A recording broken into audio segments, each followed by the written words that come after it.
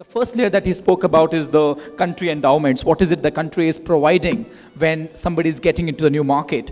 The second thing where he talks about the macro level economics. And the third is where he talks about the micro level economics.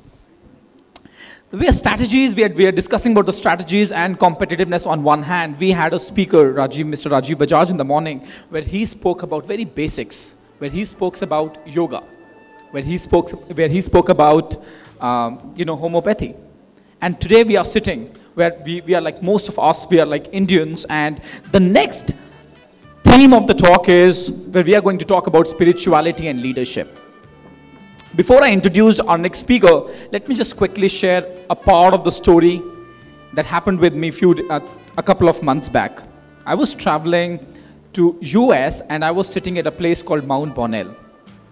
And for all those people who have visited Mount Bonnell, it's a place which is at the highest peak, at the highest point in Austin. I was there and I was talking to myself that why do I really love coming to the highest point in any of the cities? I still remember when first time I visited US, I visited a place called Empire State. I stood there, looked at the city, I felt really nice, right? There I was sitting at Mount Bonnell, watching the sunset, and I was really happy because from that point I can actually look at the complete city. While I was there, a point came to me, and for me that was one of the aha moments. The thought was, how would that be in case I can reach that highest point in my own evolution as a human being? How would that be in case I can reach that highest point in my own evolution as a human being? Ladies and gentlemen, that's just one part of the story. What happened to me next gave me a learning for the lifetime. Provided we are willing to open, we are willing to accept what's happening around us, provided we are aware. I will talk to you about that, but post-lunch. So that means all the people who would like to know about what happened to me in that story, I would request you to please be back after lunch. But before that, without taking you away from a wonderful speech on spirituality and leadership, may I request you please join your hands together and welcome Prabhu Prasanna Swaroopa. Over to you, Prabhu Swaroopa, on spirituality and leadership. Thank you, sir. Thank you. Thank you. My pranams to all of you. Thank you for the introduction. Could we have the slide? Okay. While they say it is quite a difficult thing to have the next session just after lunch, I think it is equally difficult to have a session which is just 10 minutes away from lunch.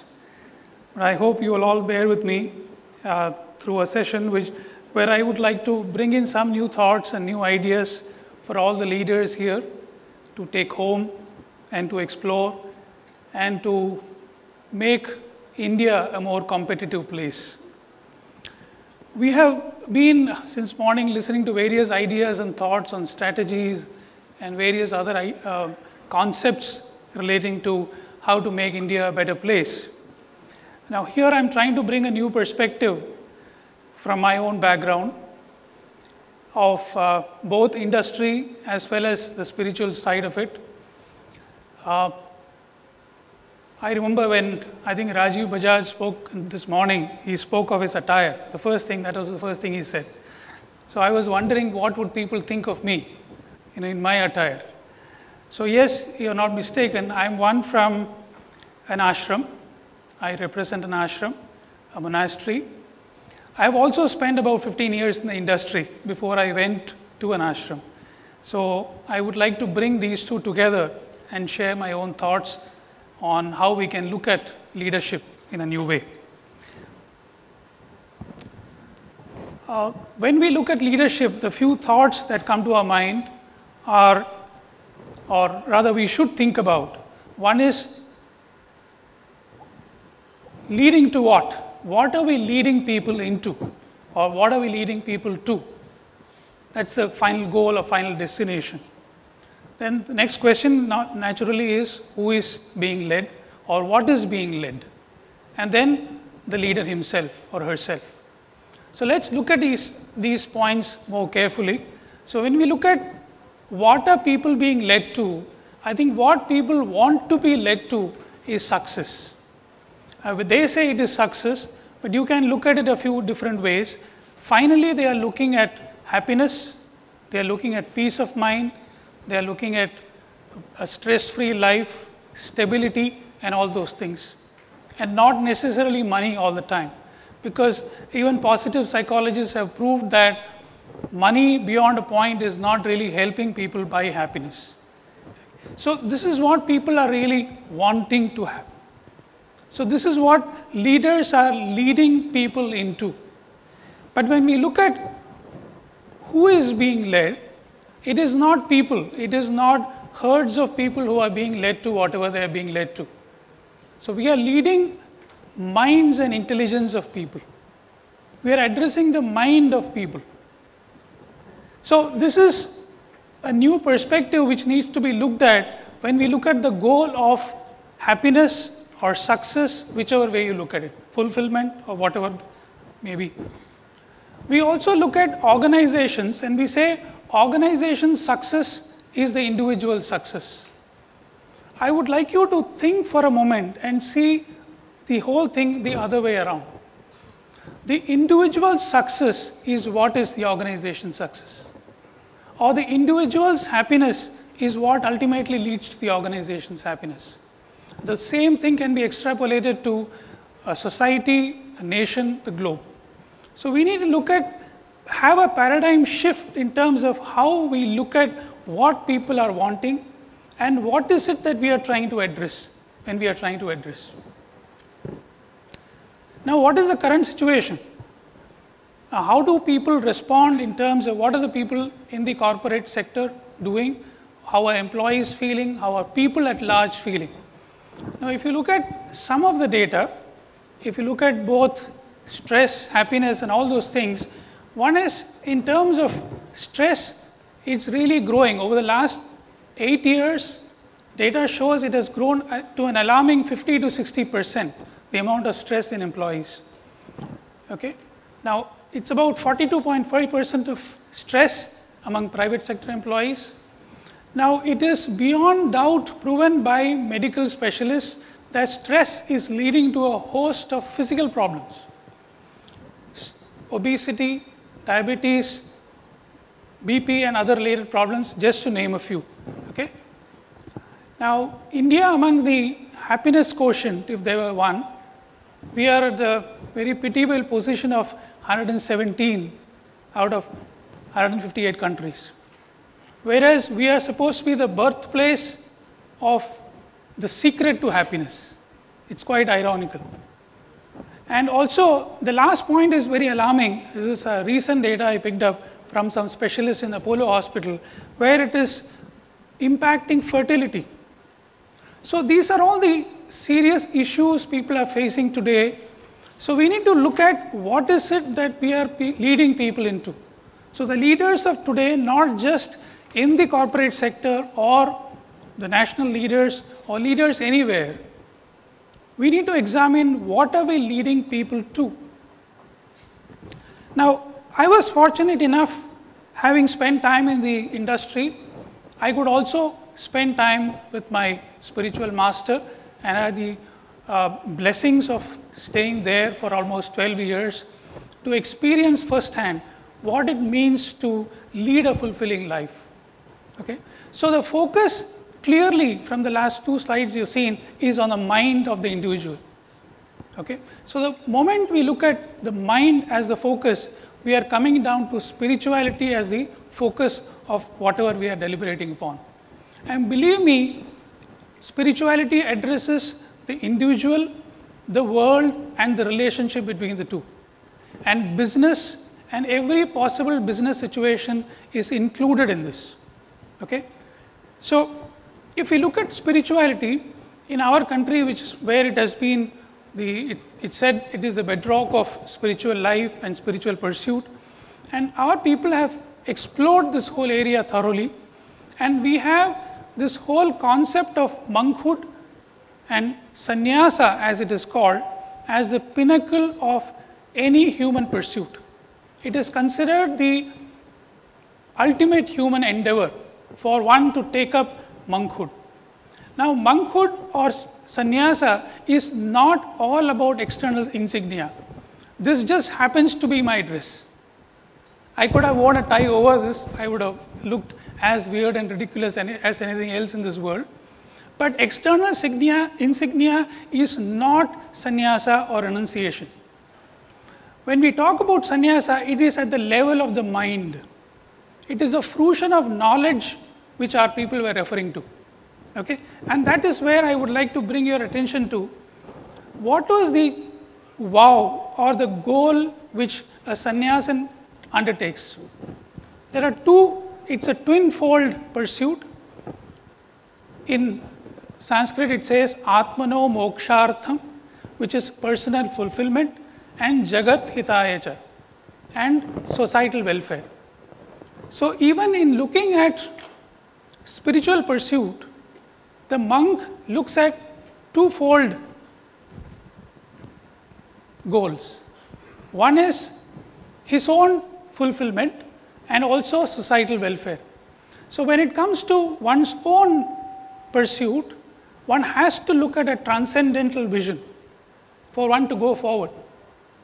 And it cannot be away from the success of others. So both these go hand in hand. And it is said that it is unfoldment of one which leads to the other. So it is personal fulfillment unfolding into societal welfare. So it is a natural outcome of my own fulfillment. It is not the other way around. It is not that I take up some charity projects and then my personal fulfillment happens. Fulfillment here is not just about satisfaction at that level. We are talking of deep sense of contentment, a deep sense of fulfillment, freedom. These are the things we are talking about when we talk about a spiritual pursuit and the acne of it. Okay? Now we can easily replace that by the business leader. So the leader of today needs to look at not just the context of the organization or the few employees one is leading to or discussing. Today in the context of globalization, I think societal change is what every leader needs to look at. Okay? And it is a natural outcome of what one aspires for one's own fulfillment. So looking at personal fulfillment a little more closely, we are talking of transcending pairs of opposites. So we'll talk of success and failure. A true leader transcends success and failure. A true leader transcends likes and dislikes, happiness, sorrow, and any other pairs of opposites you can imagine. In fact, I would go on to say that even value-based leadership we talk of, a true leader, a true spiritual leader will transcend values. I'm going to let you think about this a little more deeply, but that's what the true state of fulfillment is. A true attainment of spirituality is at that level.